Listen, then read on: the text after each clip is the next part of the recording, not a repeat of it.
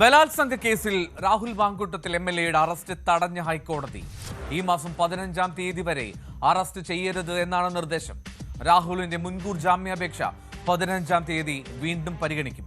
അതേസമയം ബംഗളൂരു സ്വദേശിനിയുടെ പരാതിയിലെടുത്ത രണ്ടാമത്തെ കേസിൽ രാഹുലിന്റെ മുൻകൂർ ജാമ്യാപേക്ഷയിൽ തിരുവനന്തപുരം സെഷൻസ് കോടതി തീരുമാനമെടുത്തില്ല.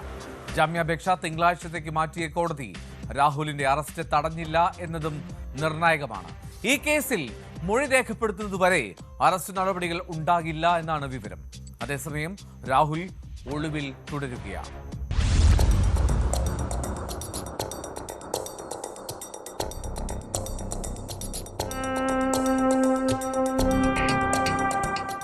ആദ്യം രജിസ്റ്റർ ചെയ്ത ബലാത്സംഗ കേസിലാണ് രാഹുൽ മാങ്കൂട്ടത്തിലിന്റെ അറസ്റ്റ് ഹൈക്കോടതി തൽക്കാലത്തേക്ക് തടഞ്ഞത്.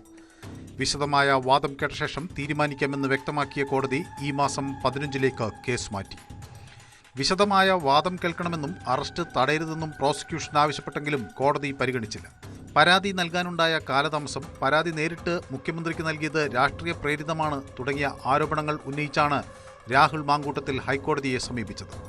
പരസ്പര സമ്മതത്തോടെയുള്ള ബന്ധത്തിൽ വിള്ളലുണ്ടാകുമ്പോൾ ബലാത്സംഗ പരാതി ഉന്നയിക്കുന്നത് അനുചിതമെന്ന സുപ്രീം കോടതി വിധിന്യായങ്ങൾ ഉൾപ്പെടെ ചൂണ്ടിക്കാട്ടിയാണ് 57 പേജുള്ള ഹർജി സമർപ്പിച്ചത്. ഹർജിയിൽ പറയുന്നത് ഗുരുതര സ്വഭാവമുള്ള ആരോപണങ്ങളാണെന്നും വിശദമായ വാദം ആവശ്യമെന്നും കോടതി നിലപാടെടുത്തു. കേസിൽ മുൻവിധിയില്ലെന്നും കോടതി വ്യക്തമാക്കി. തിരുവനന്തപുരം നേമം സ്റ്റേഷനിൽ രജിസ്റ്റർ ചെയ്ത ആദ്യ കേസിൽ സെഷൻസ് കോടതി മുൻകൂർ ജാമ്യം തള്ളിയതോടെയാണ് രാഹുൽ മാങ്കൂട്ടത്തിൽ ഹൈക്കോടതിയിലെത്തിയത്.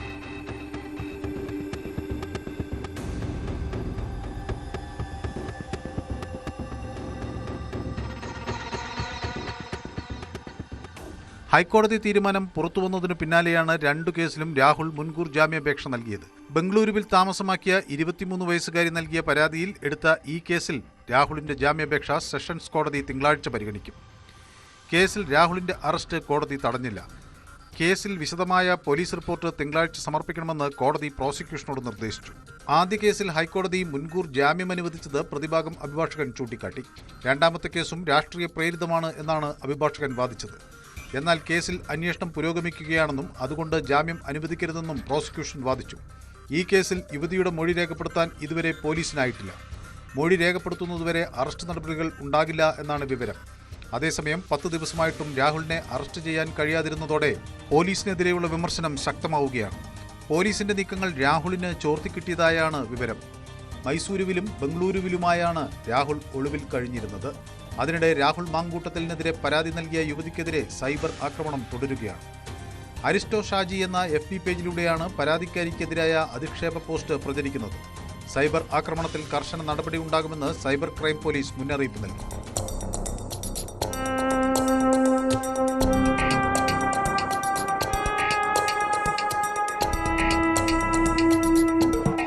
ന്യൂസ് 18 തിരുവനന്തപുരം.